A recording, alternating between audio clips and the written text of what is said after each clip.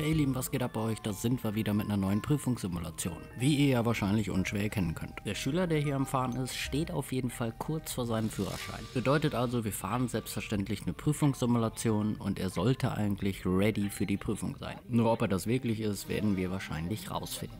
Vielleicht kann der ein oder andere da draußen mir ein bisschen helfen, weil ich habe mich gefragt, wenn ich eine Fahrstunde oder eine Prüfungssimulation hochlade, sollte ich die dann besser schneiden und nur die interessanten Situationen reinnehmen? Oder ist es sinnvoller, die komplette Prüfungsfahrt von vorne bis hinten laufen zu lassen? Weil einerseits denke ich mir, es gibt doch so viele Momente und Stellen in der Prüfungsfahrt, die so gar nicht interessant sind. Das will sich doch bestimmt keiner angucken. Aber andererseits denke ich mir dann doch wieder, obwohl man will doch sehen, wie so eine komplette Prüfungsfahrt aussieht. Oder nicht? Naja, vielleicht könnt ihr mir mal sagen, wie ihr das Ganze seht. Was anderes.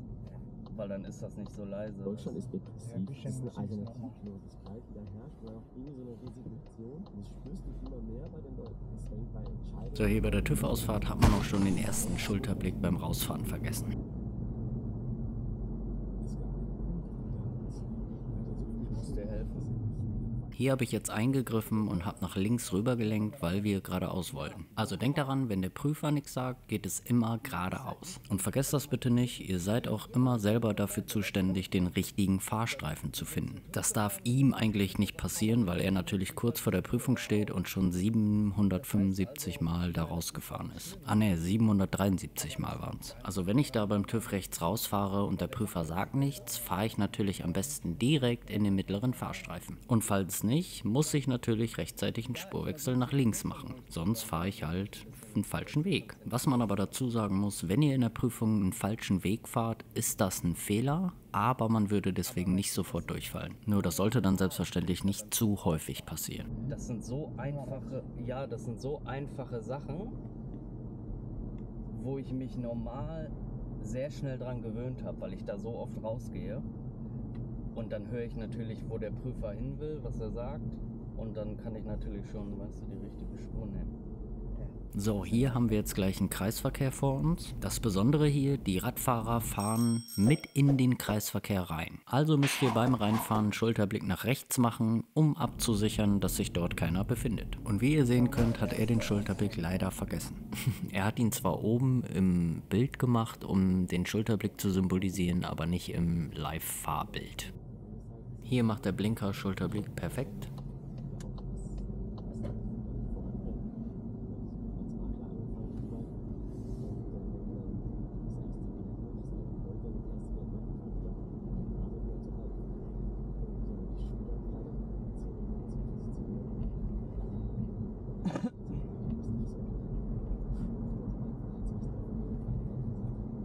So, pass mal auf, fahr mal rechts die nächste Straße. Ja, da haben wir? Ne, rechts, die nächste Straße. Weil das musst du verstehen.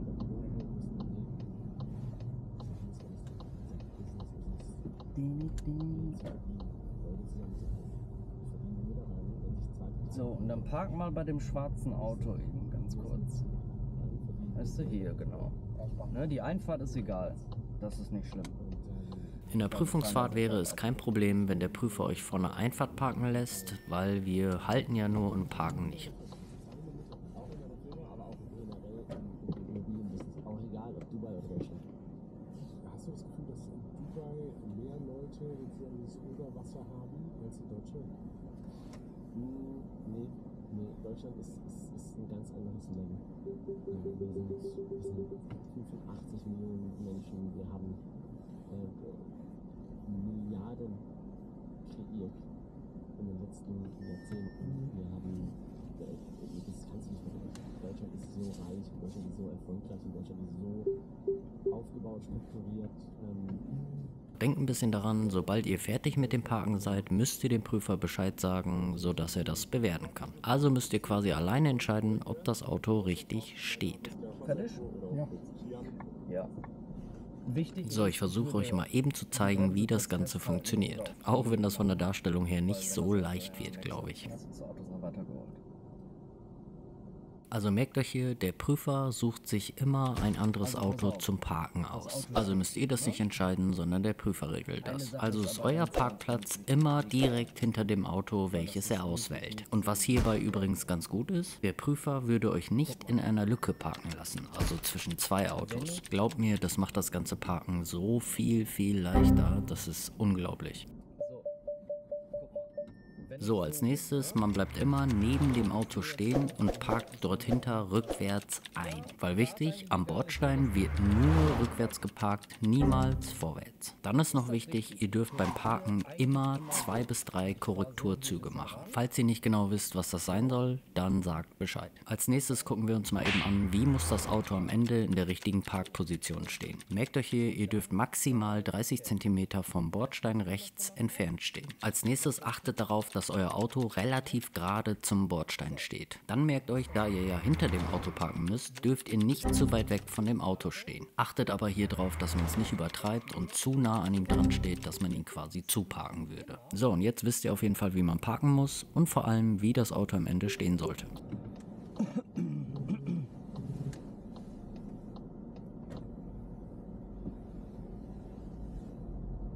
So, und der nächste wieder links.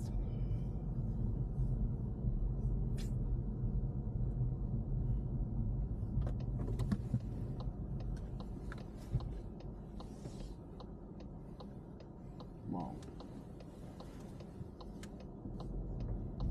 Hier hätte eigentlich wieder ein Schulterblick kommen müssen. So, und dann wieder links am Ende.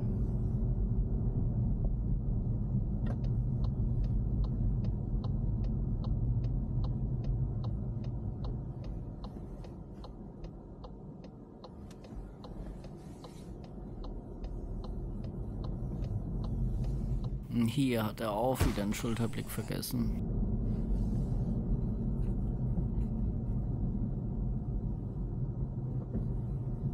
Und fahr mal rechts wieder.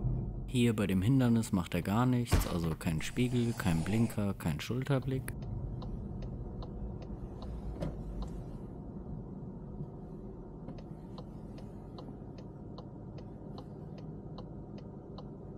Oder auch kurz Kian oder Horst.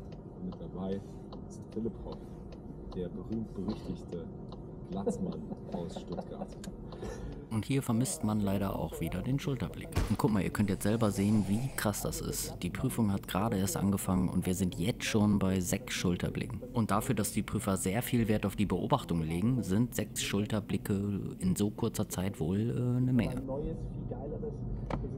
So, die Straße hier ist eine relativ beliebte Prüfungsstrecke. Und warum fahren die hier so gerne lang? Weil ihr auf dieser Straße 50 fahren dürft und weil das mal eben saueng mit den parkenden Autos und dem Gegenverkehr wird. So, merkt euch hier ein bisschen, Prüfer fahren gerne Engstellen bzw. enge Straßen. Abstände, gerade die zur Seite, sind schwer einzuschätzen für Fahrschüler. Ihr könnt hier in der Prüfung ratzfatz durchfallen. Und man muss auch sagen, es fallen auch relativ viele Schüler deswegen durch. Also passt hier extrem auf und merkt euch unbedingt diese Tipps, die ich euch jetzt gebe. Das Tempolimit spielt hier absolut keine Rolle, natürlich in Bezug auf zu langsam fahren. In der Regel habt ihr viel zu wenig Platz, um das Tempo überhaupt fahren zu können. Achtet hier wirklich nur darauf, dass ihr hier sicher durchkommt, egal wie langsam ihr dafür fahren müsst. Ihr habt hier wirklich alle Zeit der Welt, also geht einfach kein Risiko ein, sobald es eng wird. Ein Special Trick kann ich euch hier noch verraten. Tut einfach so, als wenn ihr alleine da durchfahrt. Dann schwöre ich euch, wird nichts passieren. So, merkt euch das, rechtlich gesehen ist das hier so. Ihr müsst immer zu parkenden Autos mindestens 1 Meter Abstand beim Vorbeifahren einhalten. Könnt ihr diesen Meter nicht einhalten, wie zum Beispiel in diesen engen Straßen, müsst ihr unbedingt wesentlich langsamer und vorsichtig fahren und ihr müsst jederzeit ohne Probleme anhalten können, bevor es zu eng wird, also kracht. Aber vertraut mir hier und macht das einfach so, was ich gerade gesagt habe. Tut so, als wenn ihr da alleine im Auto sitzt und da alleine durch müsst. Weil ich kann euch ziemlich sicher sagen, da würdet ihr ganz sicher kein Risiko eingehen, weil ihr ganz genau wisst, dann kracht es. Nur wisst ihr, wo hier das Problem ist? Schüler denken dann immer so, ja, aber wenn ich jetzt hier stehen bleibe, was denkt dann der Prüfer von mir? Aber dazu sage ich euch mal was. Der Prüfer will eigentlich nur sehen, dass ihr sicher fahrt. Also würdet ihr im Endeffekt eigentlich genau das machen, was der Prüfer sehen will. Also macht euch bitte beim Fahren keine Gedanken darüber, was der Prüfer sehen will oder von euch denkt, sondern seht einfach nur zu, dass ihr da lebend und sicher durchkommt. Wieso wieso hat man das nicht schon vor einem Monat gefragt? Weißt du, wie ich das meine? Ja. Also, ja klar, du kannst alles fragen, wenn du nicht sicher bist. So, hier haben wir jetzt gleich eine Stelle, die, ich will nicht sagen, die komisch ist, aber sie ist irgendwie komisch, weil hier relativ viele Schüler Probleme haben. Obwohl es ganz stumpf eine einfache Vorfahrtssituation ist. Aber schaut selbst. Und Prüfung Ende. Hier habe ich jetzt die Bremse drücken müssen, weil ihr seht, von links kommt das Auto und hier, ja, ist leider Vorfahrt gewähren. Ich fahre jetzt hier ein bisschen nach hinten, um den Schüler die ganze Sachlage zu zeigen und zu erklären. Ja, Du bist ja war der lustig. Vorfahrer, ja. Ja. Also pass auf, guck mal. Ich weiß manchmal nicht, wieso das so ist, ne? Aber guck mal. Weil ich sag dir ganz ehrlich, also eigentlich ist das wirklich so ein bisschen Kindergarten. Aber guck mal. Ja, Kindergarten könnte man sagen. Weil guck mal, ihr habt hier zwei dicke, fette Vorfahrtgewährenschilder. Man muss dazu sagen, ihr dürft hier nur nach links abbiegen, das würde der Prüfer aber sagen. Also müsst ihr nur gucken, dass ihr hier unbedingt die Vorfahrt beachtet. Also könnt ihr hier nicht wie der Schüler einfach rausfahren. Also müsst ihr eure Geschwindigkeit anpassen und vernünftig die Vorfahrt checken, bevor ihr dann rausfahren könnt. Problem gewesen. Ja. Also haben die nicht Vorfahrt. Ich muss hier wirklich fahren. Und ich muss wirklich gut gucken, ob da irgendwo welche kommen. Und wenn da jemand kommt, guck mal, ich weiß nicht, ob er hier reingeht oder da geht. Ja, den- Also warte ich eben, gucke ich und jetzt geht er da, siehst du? Ja, super Beispiel jetzt hier mit dem Fahrradfahrer. Wäre man so rausgefahren, hätte man dem wahrscheinlich auch die Vorfahrt genommen. Ich meine, es kann natürlich auch sein, dass da ein Radfahrer kommt und ihr wisst nicht genau, fährt der jetzt geradeaus oder rechts. Aber in diesem Fall habe ich dann natürlich keine Wahl. Ihr müsst stehen bleiben und einfach abwarten und gucken, wo er hin will. Ja, nur hier vorfahren. Ja, aber das ist voll komisch, weil die rechte Straße ist eine Fußgängerzone. Und Fußgängerzone ist genauso wie Spielstraße. Und Spielstraße ist... Wow. Ach so, und für den Fall, dass sich der ein oder andere von euch fragt, was ich da quatsche, dann müsst ihr mich anschreiben. Weil wenn ich das jetzt in dem Video erklären müsste, dann würde das Video 2 Stunden gehen. Naja, nicht ganz. Spielstraße ist, müssen die eigentlich warten, wenn die rausfahren, weißt du? Okay. Deswegen ist das ein bisschen komisch da. Aber trotzdem hast du das Schild da, weißt du, was Ja. man sehen muss. Ja. Und das drei Anker? Ja, Sowieso. Vorfahrt gewähren, ne? Ja. Ganz normal, kennst du ja.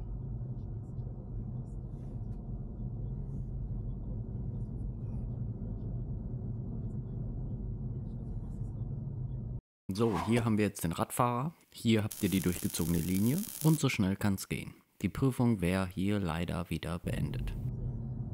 Und Prüfung Ende. Schnallst du das? Jetzt Treiber, ja. So, hier kann man jetzt auch schön sehen, wir fahren weiter und wir haben immer noch eine durchgezogene Linie hier unten auf der linken Seite. Merkt euch das ein bisschen, eine durchgezogene Linie ist quasi wie eine Mauer. Und durch eine Mauer würdet ihr auch nicht durchfahren. Hoffe ich. Und was hier natürlich ganz wichtig ist, bei einer durchgezogenen Linie würdet ihr sofort durchfallen. Also eine durchgezogene Linie reicht, um durchzufallen. Hier könntet ihr jetzt immer noch schlecht überholen, weil man den Gegenverkehr wegen der Kurve nicht einsehen kann. Vorher hätte man können, jetzt kann ich ein bisschen sehen. Spiegelblinker, Schulterblick, bumm. Aber, pass auf, ich erkläre dir das. Ich versuche mal eben stehen zu bleiben. Ne, fahr mal rechts an der Ampel.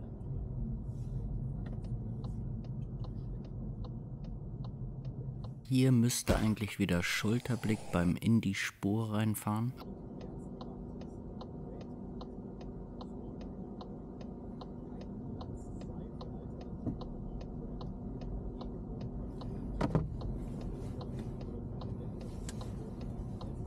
Aber wenigstens macht man den wichtigen Schulterblick hier bei der Ampel.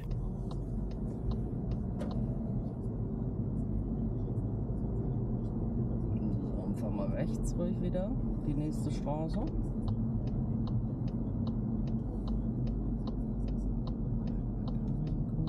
Hier sollte man jetzt beim Reinfahren ein wenig darauf achten, dass ihr ein wenig die Schilder im Blick habt. Zum einen habt ihr hier das Einbahnstraßenschild und zum anderen ganz wichtig die Fahrradstraße. Zu der Fahrradstraße solltet ihr wissen, falls ihr nur das Schild habt, dürft ihr dort nicht reinfahren. Wir dürfen aber hier reinfahren, weil wir dieses Zusatzschild haben. Dann müsst ihr euch unbedingt merken, dass ihr in der Fahrradstraße nur 30 km/h fahren dürft. Achtung, es gibt aber keine Schilder, die euch das anzeigen. Also merkt euch das am besten, dass man hier immer nur 30 fahren darf. Das voll. Nee. Der startet neu. Weil ich glaube, halbe Stunde macht er. Fahr mal links am Ende der Straße.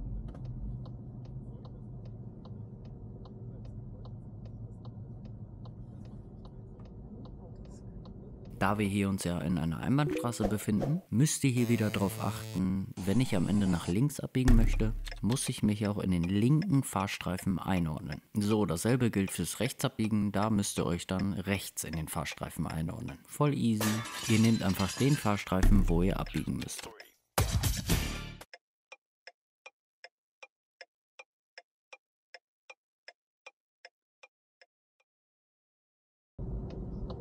Achtet hier aber darauf, wir haben hier so eine dicke, durchgezogene Linie, die auf gar keinen Fall überfahren werden darf. Also merkt euch, die dicke weiße Linie ist quasi das Ende der Straße sozusagen. Aber man muss ja auch sagen, der Schüler macht das perfekt richtig. Ach so, und wenn ihr jetzt hier beim Rausfahren da minimal drüber fahrt, ist das nicht so schlimm. Hauptsache, man fährt da nicht quer drüber.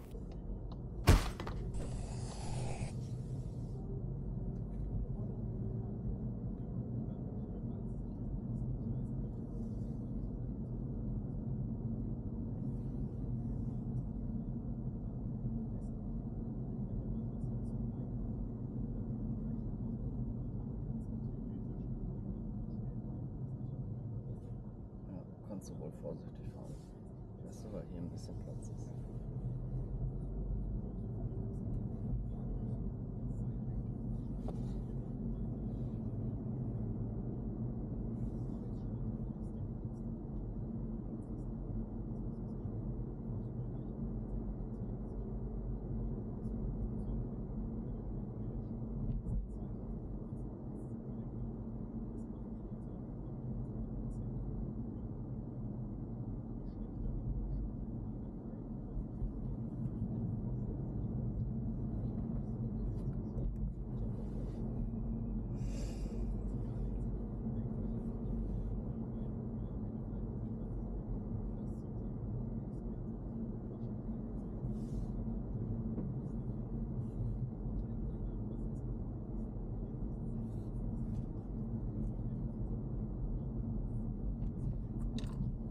Guck mal, merkst du das? Hier, fahr weiter ruhig. Vor allen Dingen hier ist Vorfahrt, ne? Also, du darfst ja nicht jedes Mal anhalten und gucken. Aber ich weiß nicht. Hier erkläre ich jetzt dem Schüler nur, dass er wieder vergessen hat, bei dem Hindernis Spiegel, Blinker und Schulterblick zu machen. Und wenn wir mal hier auf unsere Liste gucken, wir sind hier schon bei Schulterblick Nummer 8. So that was a f***ing lie. Obwohl ich sagen muss, ich glaube, Spiegel hat er geguckt, aber keinen Blinker und keinen Schulterblick gemacht. Nicht durchgefallen, aber Das ist ja besser. ja, man darf es halt nicht zu oft machen. Und erste Ausfahrt wieder. Ich wollte halt auch nur damit sagen, ne, einmal ist das kein Problem, zweimal auch nicht. Aber immer. Aber ja, weißt du, man macht das ja immer. Da und dann da und dann da und dann da und dann.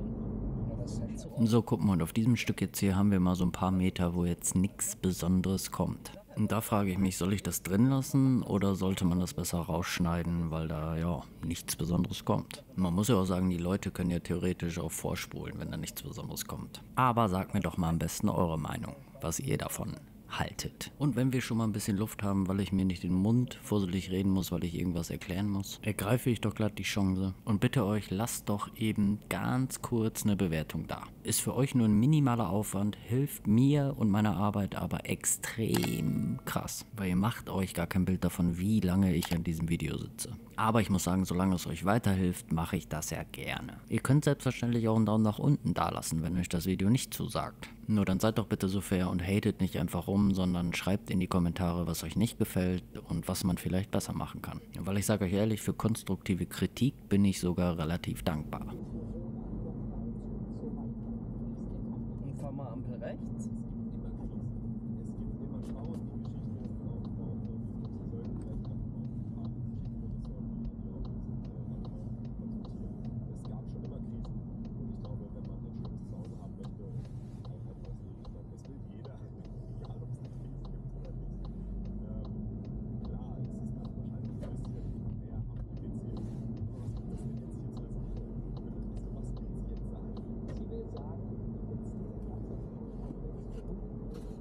fahr mal nächste Straße links davon.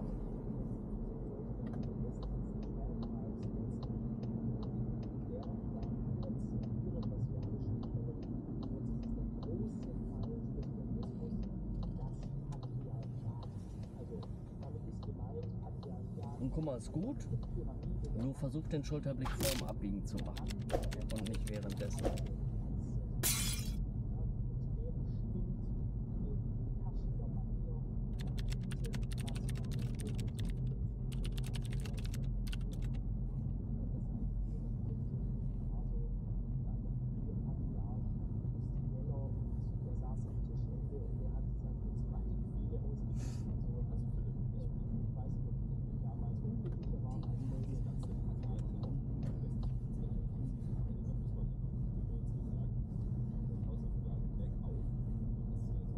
So, und dann muss man am Ende der Straße wieder nach links.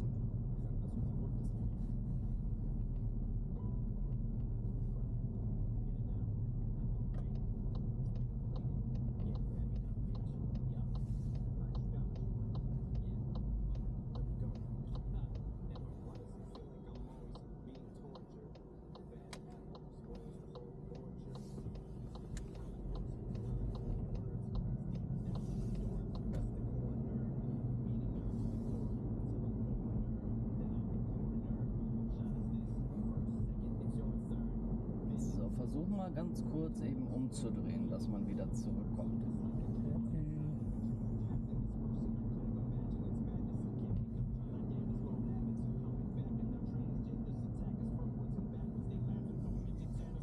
Wie ihr wahrscheinlich mitbekommen habt, soll der Fahrschüler sich jetzt eine geeignete Stelle zum Wenden suchen.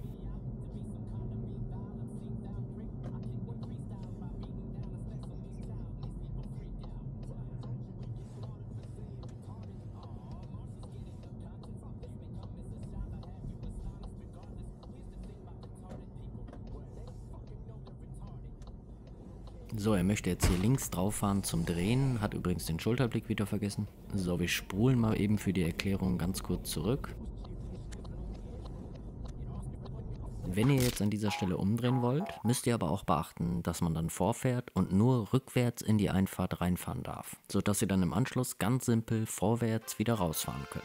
Also beachtet hier, ihr müsst immer rückwärts in die Einfahrt fahren. Ganz egal, ob die Einfahrt auf der linken oder rechten Seite ist. So, also muss man hier schon sagen, dass der Schüler das in diesem Fall dann wirklich, falsch machen würde. Allerdings würde man deswegen nicht direkt durchfallen. Ich kann euch aber nur dazu raten, fahrt am besten einfach weiter, bis ihr irgendwann auf der rechten Seite was findet. Weil dann habt ihr es wesentlich leichter, da reinzukommen. Und was man auch dazu sagen muss, ihr müsst nicht sofort die erstbeste Einfahrt nehmen, also nehmt ruhig eine Einfahrt, die ein bisschen breiter ist.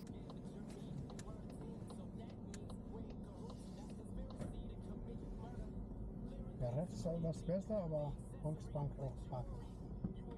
Ja, fahre ich erkläre dir später, ob das gut war oder ob das falsch war.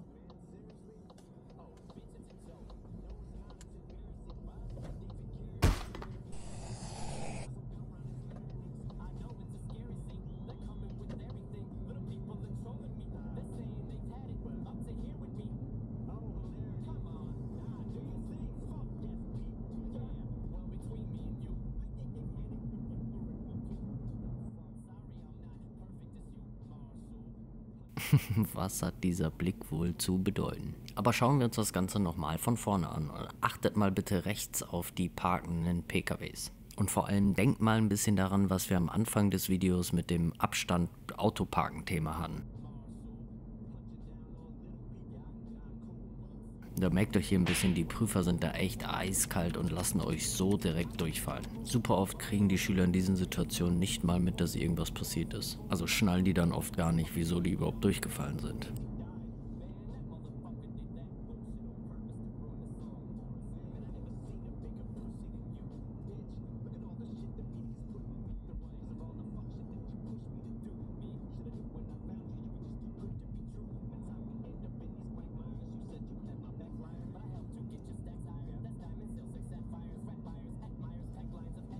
Fahr mal besser links nach der Ampel.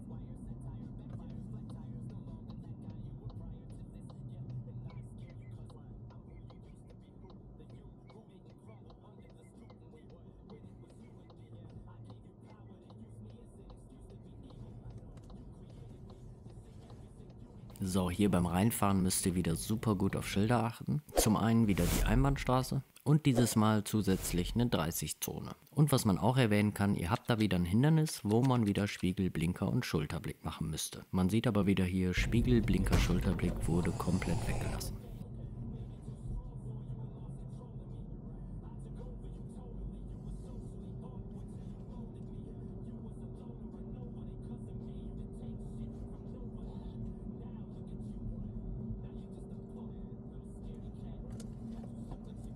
So, fahren wir links am Ende wieder.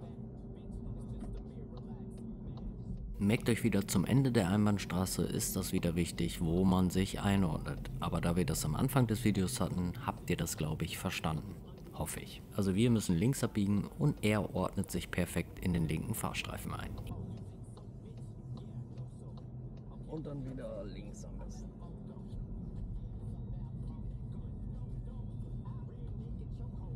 Hier habt ihr zum einen eine rechts vor links, aber achtet da wieder drauf, dass man nicht das Einbahnstraßenschild übersieht.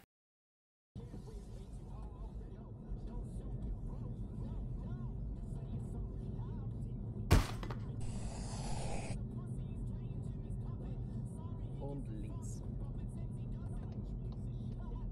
So, da wir hier jetzt am Ende der Straße links abbiegen müssen und wir wie gerade gesagt ja eine Einbahnstraße haben, müsst ihr euch unbedingt wieder in den linken Fahrstreifen einordnen. Macht ihr es nicht, kann man deswegen wieder super schnell durchfallen, also achtet da unbedingt drauf. Weil wie ihr richtig erkennt, macht der Schüler das leider falsch.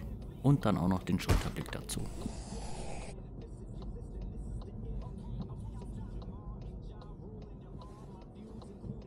Weißt du nicht, dass das Einbahnstraßen sind hier? Das ist eine zweite Einbahnstraße, aber das ist hier nicht. Ja, fahr mal weiter. Dann weißt du es, glaube ich nicht. Ich erkläre dir das später dann, weißt du?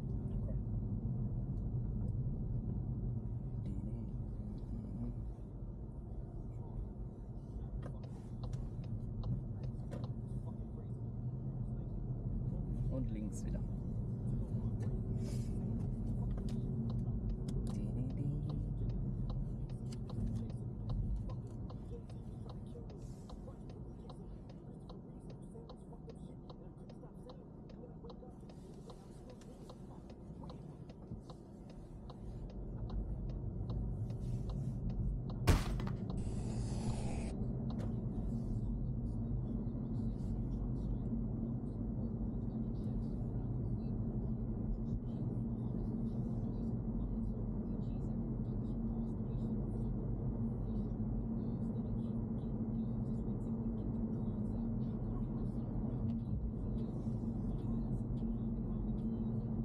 Und fahr mal an der Ampel wieder links gleich.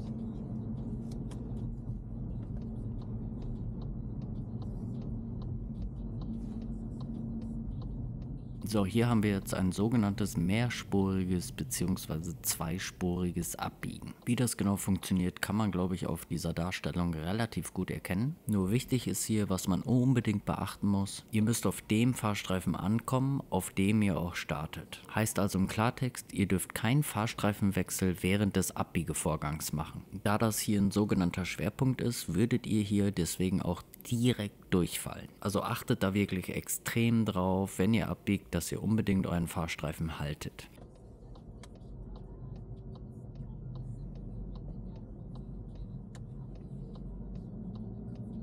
So, fahr mal Ampel wieder rechts gleich.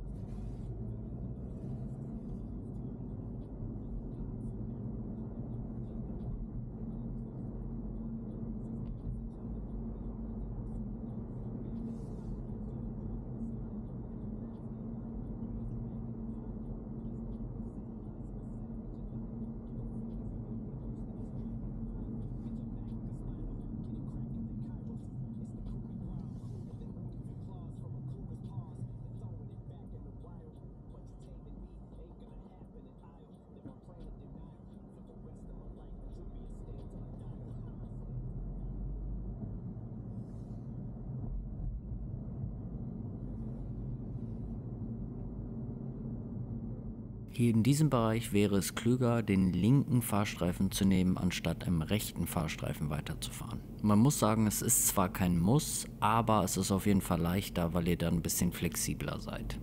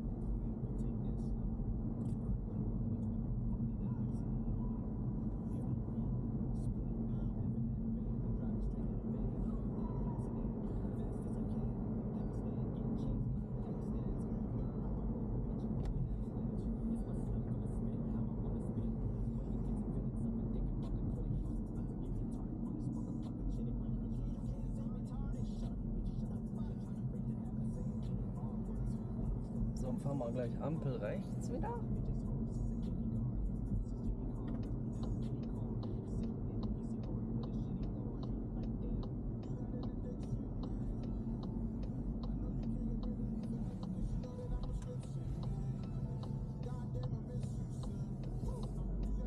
Wenn ihr hier auf der abknickenden Vorfahrtsstraße bleibt, muss eigentlich wieder Spiegel, Spiegel, Blinker, Schulterblick gemacht werden.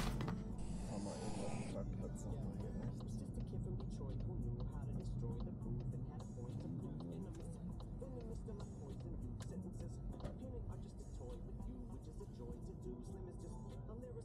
Fahren wir links.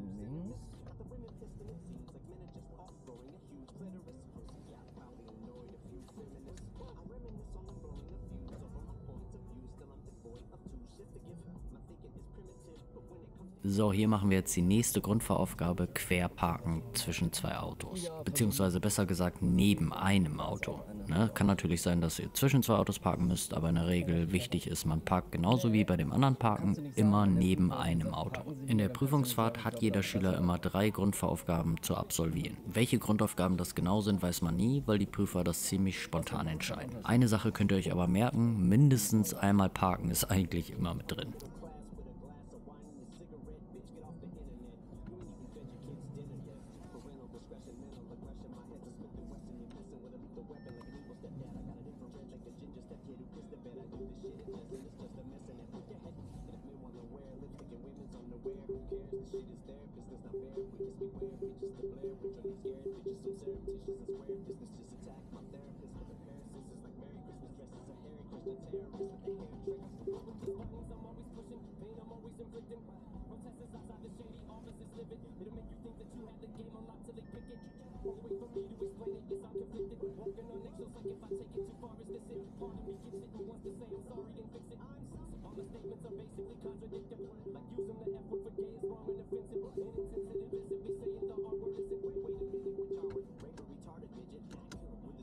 Fertig?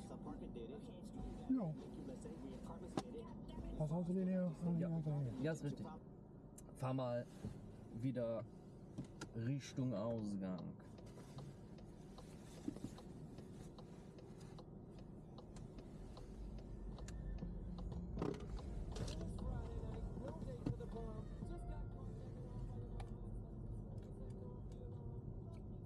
So, ja, kannst du. Ne, wenn sie dich lässt. Weil wenn sie dich lässt, dann. Ja, fahren. Jo. Also dann darf man fahren und dann würde ich auch fahren. Zumindest darf man dann fahren. Und fahr mal links wieder.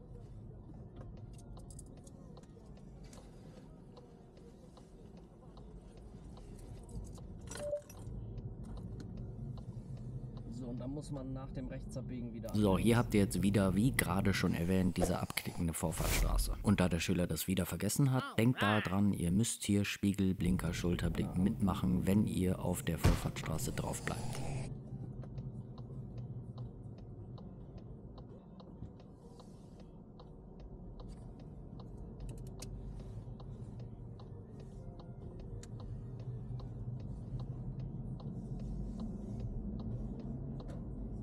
Hier wählt der Schüler den linken Fahrstreifen, was nicht schlimm wäre, aber merkt euch, ihr könnt besser den rechten Fahrstreifen nehmen. Und das versuche ich jedem Schüler nur zu erklären, ne, dass er wohl den linken Fahrstreifen nehmen kann, aber da das sinnvoller wäre für den weiteren Straßenverlauf, kann er hier besser direkt den rechten Fahrstreifen nehmen. Würde ich immer versuchen, hier in die rechte Spur zu fahren, weil wenn du dann hier weitergehst, dann bist du jetzt hier ein bisschen flexibel. Wenn du da bist, musst du natürlich sofort rüber in die Mitte, weil du sonst links abbiegst, weißt du? So. Das ist aber nicht so schlimm. Du kannst ja auch da fahren und dann einen Spurwechsel machen. Aber das ist trotzdem einfach. Weißt du, wie ich meine? Genau. Ist aber trotzdem ein bisschen einfacher sozusagen. Das stimmt. Hier stand ich auch schon ganz oft in der Prüfung, ne, wenn der Bahnübergang rot ist. Dauert dann manchmal sehr lange. Und fahr mal wieder links. Links an der Ampel, ne? Ja.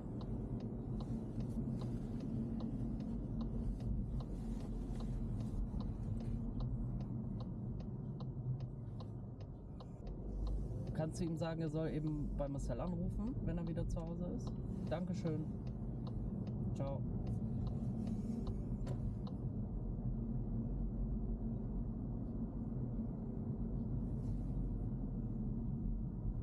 So, der Schüler macht das hier perfekt vor, denkt daran, Bahnübergang, Tempo verringern, bremsbereit sein, vorsichtig ranfahren, beide Seiten vernünftig gucken und denkt ein bisschen daran, dass man bei Bahnübergängen wirklich schnell durchfallen kann.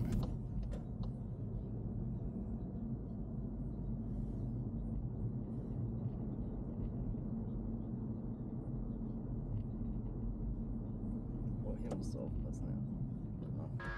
Aber das größte Problem ist halt, du siehst nicht hinter den Autos, weißt du? Hier war die Prüfung jetzt zu Ende, weil ich voll in die Eisen gehen musste. Aber wir spulen mal ganz kurz zurück, weil hier kann man relativ gut erkennen, wo das Problem war. So, wir fahren jetzt hier nochmal an den Zebrastreifen heran und ich lasse das Video gleich extra langsamer laufen, damit man das besser erkennen kann. Und dann tut mir mal den Gefallen, achtet mal genau darauf, wo der Schüler hinguckt. So, wir fahren hier ran, der Schüler guckt nach vorne. In dem Moment sehe ich das, von jetzt an zu bremsen und man kann hier richtig schön erkennen, der Schüler fängt erst an zu gucken, nachdem ich auf die Bremse gehe. Und das wäre natürlich fatal, weil er alleine hätte da niemanden gesehen. Hinter den Autos, weißt du? Aber gucken wir uns mal eben an, wie krass die Situation hier eigentlich ist. Hier auf der Höhe befindet sich der Zebrastreifen und dann guckt euch mal bitte an, wie krass hier rechts und links die Autos die Sicht versperren. Also wenn da dann von rechts oder von links irgendwie Fahrräder oder sonst wer kommen sollte, habe ich relativ wenig Chancen, da jemanden zu sehen. So, also merkt euch am besten die paar Punkte auf den Zebrastreifen bezogen, die wichtig sind. Ihr müsst immer je nach Sicht eure Geschwindigkeit anpassen. Ihr müsst immer anhalten können, falls jemand rüber möchte.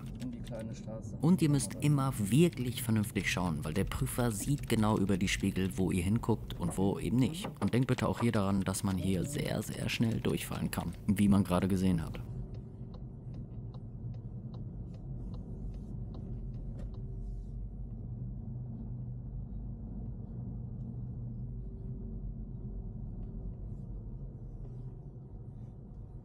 Hier hat man wieder ein Hindernis, Spiegel, Blinker, Schulterblick.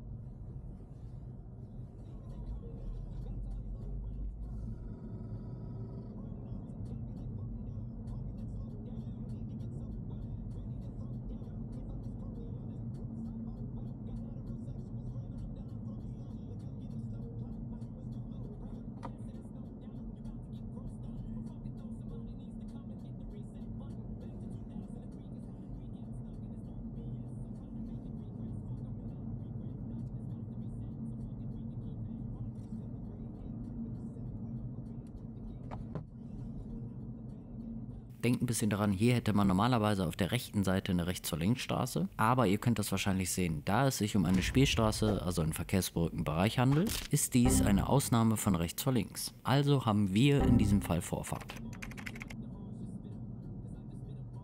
Hier genau dasselbe und das war auch der Grund, warum das Fahrrad warten musste und wir Vorfahrt hatten. Aber behaltet immer den Fahrradfahrer im Auge, weil ihr wisst nie genau, ob die Verkehrsregeln kennen.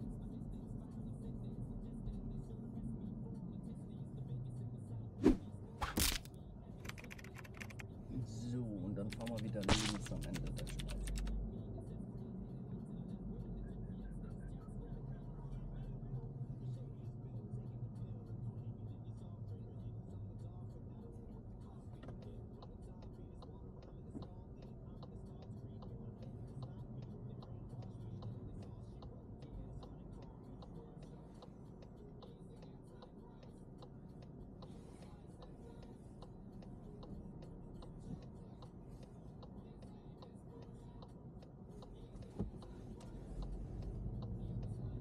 So, und dann Ampel rechts wieder.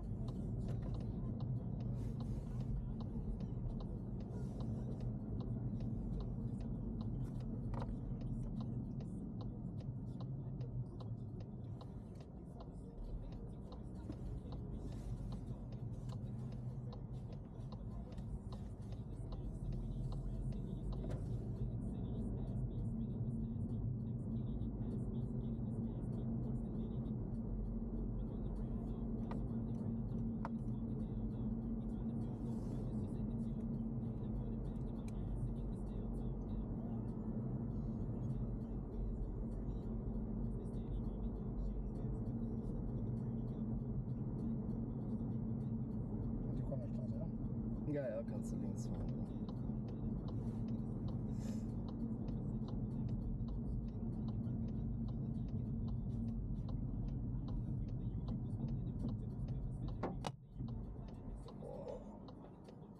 Kaputt. Oder hier, keine Ahnung. Ja, ja, sehr schön.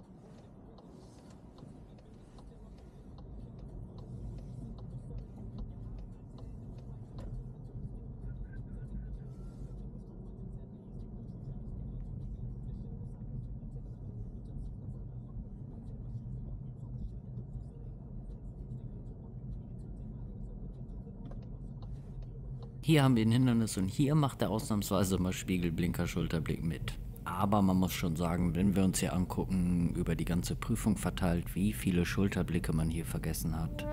Ja, da muss man schon sagen, das ist für eine Prüfung auf jeden Fall viel zu viel. I'm here to tell you right now, we don't care. Und dazu kommt natürlich noch die Situation, wo ich halt eingreifen musste und wo man sofort durchgefallen wäre. Halt das bei dem Zebrastreifen, wo ich bremsen musste. Da bei der Vorfahrt musste ich bremsen. Dann das mit dem Seitenabstand nach dem Umdrehen. Also da gab es ein paar Momente, wo man schon direkt durchgefallen wäre. Also muss man sagen, hätte der Schüler leider diese Prüfungsfahrt nicht bestanden. Aber ich kann euch ja ruhig verraten, da die Fahrstundenaufnahmen ein wenig älter sind, weil das im Sommer war, hat der Fahrschüler mittlerweile natürlich schon lange seinen Führerschein. Und man muss dazu sagen, er hat auch direkt beim ersten Mal sofort bestanden und er ist auch wirklich eine super Prüfung gefahren. Also so viel kann man sagen, ist die Prüfungsfahrt definitiv besser gelaufen als diese Prüfungssimulation. Ich hoffe auf jeden Fall, ihr konntet wenigstens ein bisschen was mitnehmen für eure Fahrstunden. Für den Fall, dass ihr irgendwelche Fragen habt, lasst es mich wissen. Und denkt bitte dran, lasst ganz kurz ein Like da, weil geht ganz fix und kostet nichts. Danke fürs Dabeisein. Bis zum nächsten Mal. Macht es gut.